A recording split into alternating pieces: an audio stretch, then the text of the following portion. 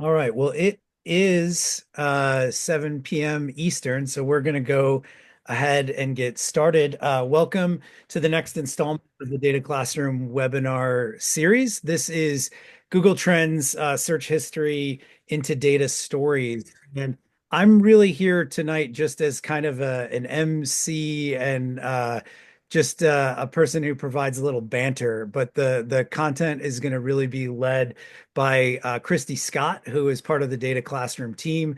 She is our content manager. She was previously a high school physics teacher in Arlington, Virginia. And after that, she was a STEM instructional coach for Charlottesville City Schools. And she has written a lot of the great physics content in the resource library, but has also developed content way beyond just physics, just interesting topics. And she's worked on just about everything in some way that's come out in our resource library in the last few years. Um, so with that, I'm going to turn it over to Christy Scott to get us started. Thanks, Aaron. Wow, I sound amazing. We should do these more often. Evening, everyone. Yeah, let's go ahead and get started. So, Google Trends. Why Google Trends? Why is it even data worth looking at? Well, first of all, it's really lovely because your students can ask almost any question in the world they want to. They can explore any one specific search term and see kind of like how humans in the world, in specific places in the world, have searched that term, the trend over time, or we can do comparative searches and see how things have ebbed and flowed comparatively. So, for example, here is one graph that shows you the purple lines is the search term job. And what you can observe, I'm going to tell you that the gap between one dip and the next one is approximately 12 months. And there are always two giant dips in the word job every single year at the exact same time of the year. And what's interesting is that at the moment that those dips occur, it is the word hobby that peaks at that exact same time. And then the next dip has a peak at the word vacation. So this is a very interesting correlation, perhaps. This is an interesting observation of human behavior. Another graph Yeah, from Can we go? Can we just go back to that for just a second? Because I saw this for the first time yesterday when Christy was showing me your slides for the webinar, but I'm still just like so blown away with this that this was just something you were able to find in the data just by entering search terms into Google Trends to see what people had been searching, and it's just like it's amazing. I guess my question is how when to find a really interesting correlation like this, how many things do you have to go through before you hit on something that ends up being really interesting like this one is? um, I don't know that I can answer that question. I think that there's actually a lot of really interesting data out there, things that are related. I honestly just have a ton of fun saying what things feel opposite, what things feel similar, what things feel related. We have another data set. I'll talk about it later, but I was just doing colors, and every once in a while, a color will peak. For example, the color red peaked, and it was right at the moment when Taylor Swift released her Red album. So it's just looking at almost anything. You can look at hamburgers, you can look at like anything that you feel may or may not be related, and being excited about the surprises that show up in the data. So, honestly, this data set, I got very lucky. I think I Googled like job and hobby, and then I wanted to try and understand what that other dip might have been. And maybe I tried a couple different words before finding vacation. So, Yeah, just super fascinating to see a correlation like that you just were able to pull out of the Google search data. So very cool. yes, humans, just humans doing their search thing. This next one is an example of how we can actually break things down by location. So the search term was just one term, it was the term allergy. And what I was able to do was pull out different states data on when on their search of that term. So the blue one, the is Florida. It peaks. The word allergy peaks in March every single year. In Virginia, the word allergy peaks in April every single year. And I am feeling that so hard right now because I am just constant cough drop right now with this allergy situation here in Virginia. And then the purple line is Maine, and it peaks the next month in May every single year. And so we get to see how the environment actually changes through our nation and the floral and grass and trees, like how that actually erupts in pollen. What's further interesting is that in Maine, right here, the second peak in Maine, I actually Googled, we were able to find out that this is September. And every single year, Maine actually alerts for being a terrible pollen season in September because that's when ragweed comes about. So that's something that we could do further study on. Students could ask questions around that, etc. So let's go ahead and get into gathering this data. So the first thing we're going to do is we're going to go on the Google Trends site and grab some information. Then we're going to download that information. It is not in tidy format, but I'm going to show you how to turn it into tidy format very simply. Next, we're going to upload it into DataClassroom and explore it a little bit. And then lastly, I'm going to show you data sets that we've already created and inputted into DataClassroom that use Google search. But again, the most fun comes when your students are exploring. But we are happy to provide you with some interesting platforms to jump off of. So let's go ahead and get started. If we head over to the Google Trends website, you start out looking like this. And what we are going to explore today is the word mosquito.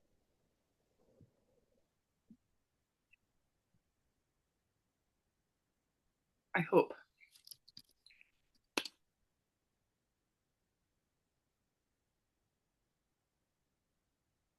Oh. There we go. Okay, so it's going to come up with a graph like this, which is interest over time. And the default setting might be the past hour, 4 hours, day, 7 days. For us, it picked the past 12 months. What I like to do is go and look at the entire scope of the Google Trends data and see if there's any surprises between 2004 and present day. You can see that it's pretty cyclical and it's pretty consistent. Because we want to also add another comparative term, what I'm going to do is just get us to the past 5 years. So we're just going to be looking at the data for these past 5 years. And Christy, just to ask a question, so there, that data, you have data going from 2004 to present. Is that pretty typical of what's in Google Trends? How far That's back does the data go, and does it differ by search term? That is as far back as it goes, for the most part. I haven't checked out this. I don't recall what the custom time range goes all the way back to, but this is probably as far back as they really as they take you. Oh, this is just. But this is very typical and again gives you a lot of data points if you actually were to download this. Did that answer your question? Absolutely, yeah. And that sort of matches anecdotally. I remember when we were writing the Halloween one together, it was a similar sort of data scope. Yes, yes. So what I thought to myself is mosquito likely peaks at this time because people are angry with the mosquitoes happening around them, right? And so they're Googling mosquito during peak mosquito season. What might be another term that is either opposite or similar or might relate in some way? And so I picked the term winter coat. And you can see that when winter coat peaks, even though it's peaking at a much lower rate than mosquito, it is peaking at the exact opposite time that mosquito is peaking. So this kind of makes sense, right? People want winter coats in the winter, and mosquitoes are going to show up in the summertime. If we scroll down here, this is where we can start to break things out by region. So if you wanted to look at a metro, at city, you can pick a state that's interesting to you, and this kind of gives you like a heat map situation of of like who's actually Googling what. So you can see that Alaska is hardcore searching mosquito. I hear that it's real bad up there. And you can see the southern states are also a little bit darker for their mosquito situation. If we scroll down to winter coat, you can see that it's the more northern states that are searching winter coat more intensely than the southern states. So any of this data you can pull. You can see over here some related queries if you wanted to really like refine your search a little bit. We're going to stick with this generality, and I'm also just going to go back to 5 years.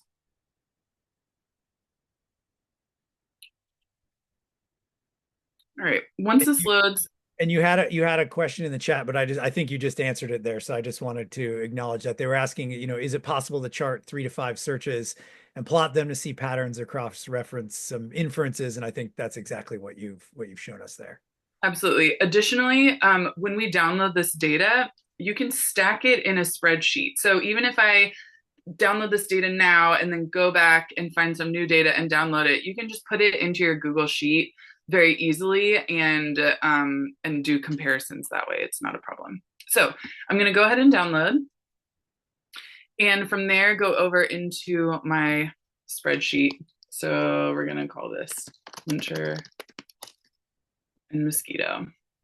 I'm going to upload the data that I just grabbed from Google.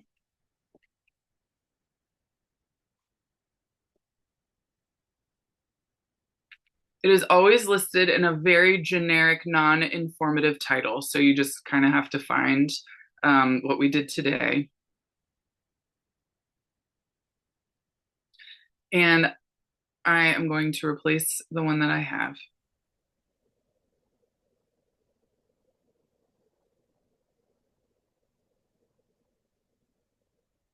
Okay, and this is what we end up with. I'm going to bring us back into the slideshow just for just a moment, because I want to show you what we have and where we want to go with it. So this is what we just downloaded. We have kind of these like 2 rows that are blank. They give us a month. This is going to change between weeks, months, and days depending on how much data you have asked for. So because we asked for 5 years of data, it just kind of defaulted to month, but it is always in a date kind of format. Then they give us the mosquito for the United States, because that's what I asked for, and then a winter coat for the United States. When turning this into tidy data, we need to take this date format and turn it into a numerical format. So in a moment, I'm going to show you how to do that. And then Aaron, did you want to talk for a moment about these 2 variables being side by side versus Yeah, stacked? actually, this just kind of tidy data things. One thing to note too, you will need to convert those data to numbers, as Christy was saying, if you plan to do some kind of graphing or analysis that considers them as numbers. So anything, if you're going on to do anything statistical, statistics aren't the equations that run statistics aren't built for dates. They've got to have numbers as inputs. But luckily, you can convert all of those dates to numbers, and Christy will show you that in just a second. The other thing I want to point out is that the data on the left, it's not that it's untidy in all contexts. If you consider number of searches of mosquito to be a completely separate variable from number of searches of winter coat, then that format on the left could be considered to be tidy data. But if you want to analyze it where you want to look at them as 2 separate variables, where search count is one variable that has values, and then search term is another variable that has values. It can either take the value of mosquito or winter coat. Um, that's converting it. So both of these data sets, I guess, are technically tidy, but for most of the things you probably want to do with these data, you're gonna need to convert them to the tidy data on the right, like Christy's gonna show you how to do in just a second. It's a good word. So we're going to go ahead and turn those dates numerical. And there are a couple tricks to do that, tricks in a good way. There are 2 formulas for my formula people. There are 2 formulas that are going to be very helpful. If you just wanted to output in days, then this formula right here is going to be the best for you. This is what we are going to use in this demo. If you are interested in having a different unit, such as years or months or days as well, then you could use the dated if formula. Now, this might be a little bit frustrating because you don't want to lose the actual date, right? Like no kid is going to sit there and do calculations on what the actual date was as we were talking about peaks.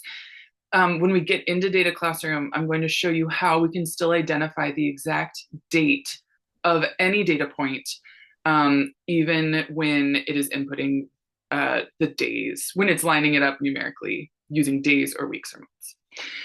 The last thing we need to do is find and replace all of those less than ones. We need to turn them into zeros. So that is our assignment. We're going to go ahead and go do that now.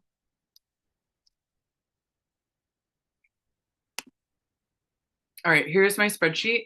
The first thing I'm going to do is delete these two rows. And the second thing I'm going to do is insert one row. Oh, column to the left. Okay, so days since, and this is my first date, so April 2020. This is going to be a 0 because that is the exact day. And this is when the count will actually begin. So I'm going to insert days, and I've already forgotten what needs to come first. It's the end date first and then the start date. So here is my end date, comma, here's my start date. And then I can hit enter. Now it's going to autofill it in a weird way. And what we need to actually do is one last trick that comes with spreadsheets, which is I don't want it to I wanted to keep this as the start date. So that means that A2 needs to have little dollar signs in front of it. I put one in front of the A and one in front of the 2. That means that it will not change the A and it will not change the 2. And when I hit enter and start dragging things down, you can see that it's actually adding things in the proper way. So we're going to fill all the way down. And this is a great spreadsheet trick. I've been converting dates to numbers for about a decade now, and didn't know this formula, which I don't know if I should be embarrassed to admit that, but that's the truth. Kind of you to be vulnerable in that way. All right, we're going to go ahead and now import it into Data Classroom. That was all we had to do. And the last thing I need to do is make sure that anyone with the link can use this. I'm going to copy the link and we're going to head into Data Classroom. So here's my dashboard here. Import data from a Google Drive. Here's my link. Boop. It's going to fetch it. And one of the cool things, if you haven't used the fetch in Data Classroom, because that created a web link to Christy's spreadsheet, if she makes any changes to that spreadsheet, she can open the toolbar like she just did, and she can hit reload, and that will refresh it. So it'll bring in the most recent data from Google anytime you do that. Yes. So one thing I want to point out though is that we did add this column, but we have not created our spreadsheet to look like this. You can do it in Google Sheets by doing some copying and pasting all around. But if you have more than one variable or more than 2 variables, it can be kind of laborious. And so if you head over here while you're in your table view and go to advanced, we can go to the melt function. Now, what it will do is it's going to take our, Aaron, why isn't it showing my, Type them first. Yeah. okay. So we have, this would be info, yes, info variable. Yep. Numeric, and then we have a numeric variable and another numeric variable. Okay, so let's try that again. Advanced, melt, there we are. So we want these two to come together and be one variable. I'm gonna hit next and convert. And there we have it.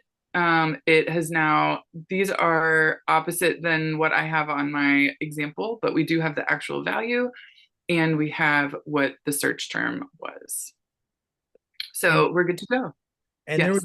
there was a question from the audience of what is an info variable, and I'll answer that. Info variable is what we use in Data Classroom to designate information in your spreadsheet that's purely just an informational column that you're not going to actually use it in analysis in any way. So, for example, if you had like, well, in this case, dates that you're not going to analyze in graphing, you're going to use the numeric form instead, but also things like if you have a column of notes about different observations, maybe where you're sort of in text describing what you saw with each observation, that would be an informational variable.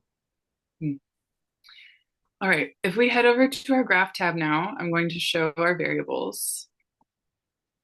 And we want days since April 2020 to be on the bottom. We want the value to be our y-axis. And then we want our search term to be our z-axis.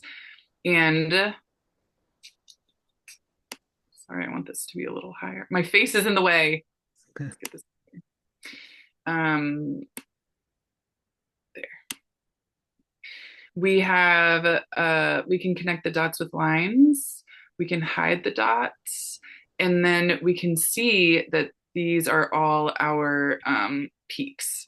I actually want to keep the dots so that I can hover over them and see a little bit more information about them. I will shrink them though by going into appearance, and then I messed with the point size. When I hover over it, you can see that it's showing the X, Y, and Z axis. But what I really want for it to do is to tell me what this date is. So if I go over to week and I click this edit button, down here, I can click show column contents when hovering. And now when I hover over the dot, it'll tell me what the date is. So this is how we can clue into saying, oh, that is July of 2021. Here is again July of 2021. Here is again July of 20. So this is when it's peaking. Mosquito for the United States peaks in July of 2021. Except, however, we have this random anomaly where in September of 2022, there was a gigantic peak for mosquito. I'm going to very quickly ask if anyone knows. Oh, Aaron, you're so big. If anyone knows what that is about, can you put that in the chat? What happened there? Any guesses? And you told me, so I'll keep quiet. I did tell you. I don't know how to make this smaller, Aaron. Uh, what are you trying to make smaller? Your face. Oh, I'm over on the side on here. I don't see. I don't. Oh, No one sees no one sees it. Okay, good, good, No good. one sees it. Okay. We'll go ahead and give the answer. In 2022 of September, there was a giant fire, and it was called the mosquito fire. And so that's why that has lit up completely. There was a good guess in the chat. It was a heat wave, and then the Lisa from Arizona chimed in that they rarely have mosquitoes in the desert there. Nice, nice. You're so lucky. You're so lucky. Mosquitoes. Oh man, we have too many. All right. The last thing that I want to show you is, oh, are there any other questions just about importing data and evaluating it in Data Classroom before I go and show you the other data sets that we have available?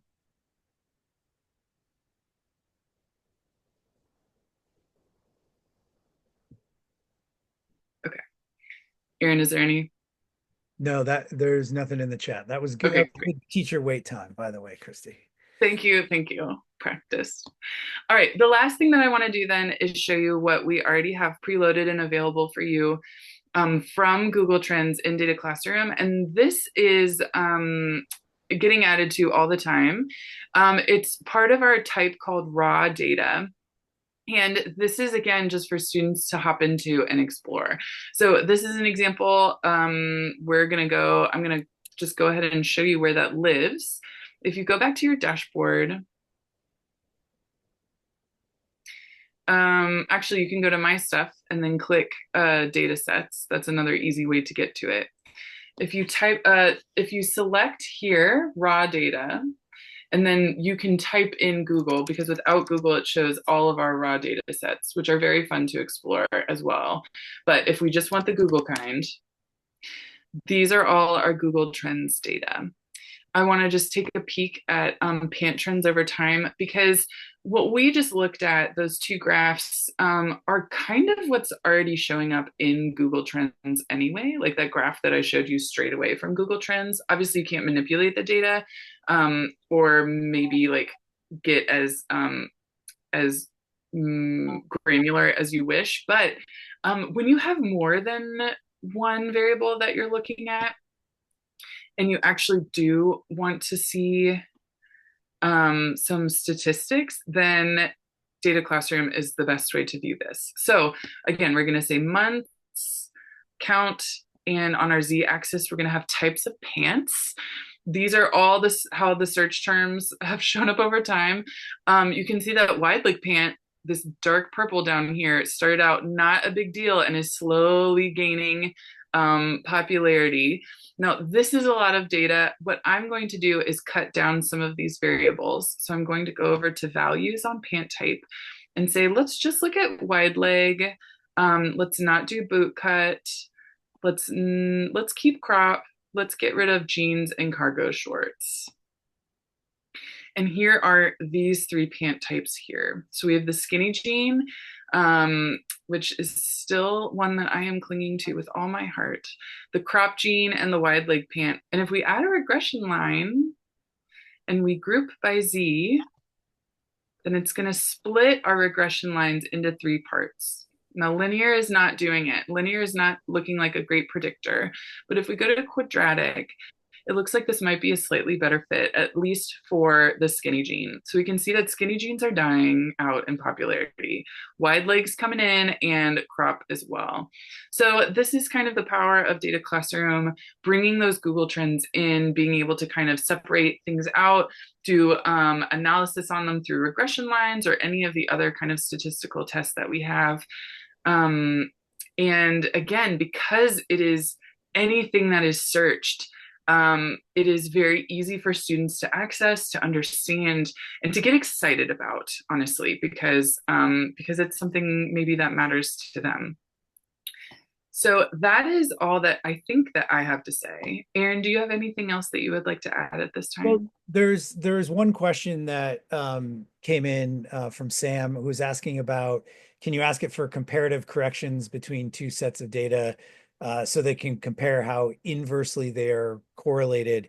And we don't have any tools built into Data Classroom for comparative correlations, but you could get the correlation coefficient between any two variables in a data set. You could do that by using the correlation matrix.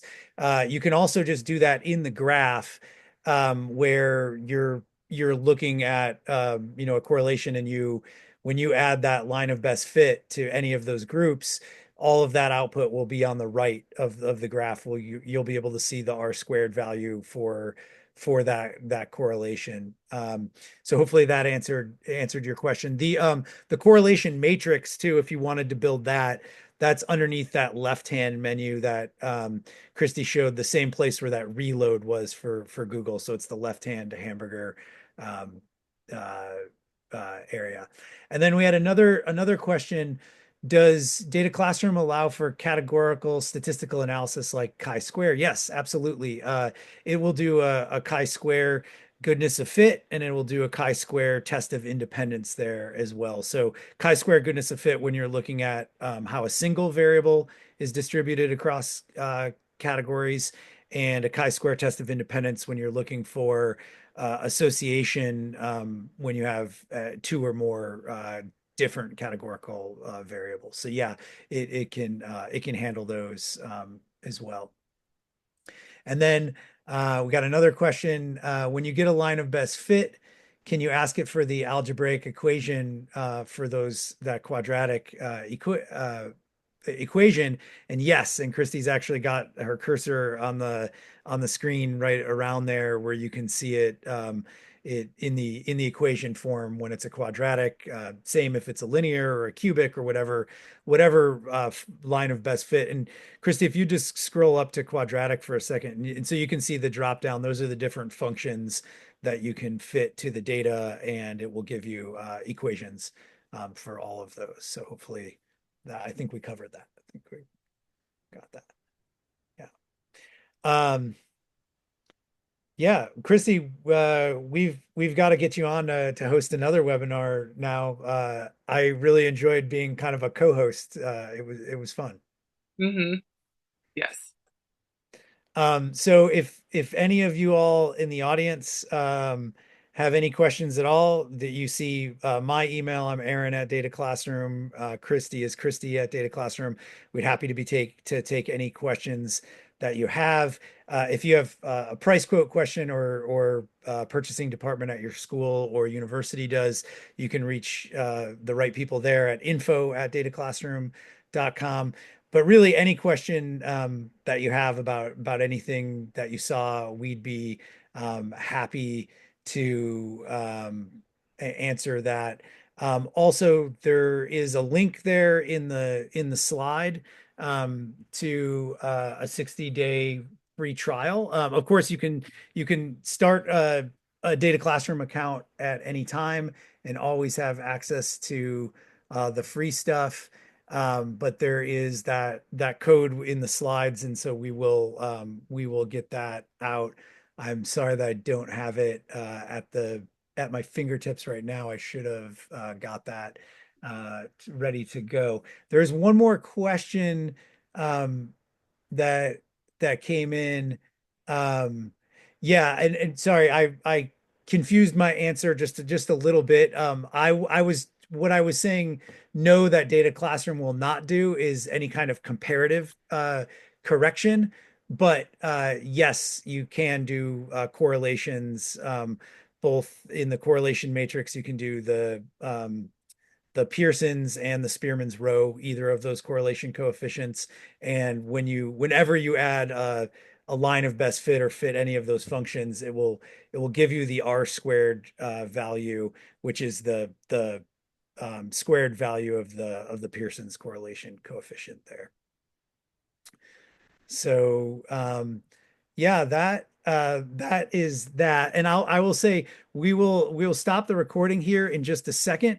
But if anyone wants the link to the free trial, if you give me just a second, I will pull that up and drop that into the chat. But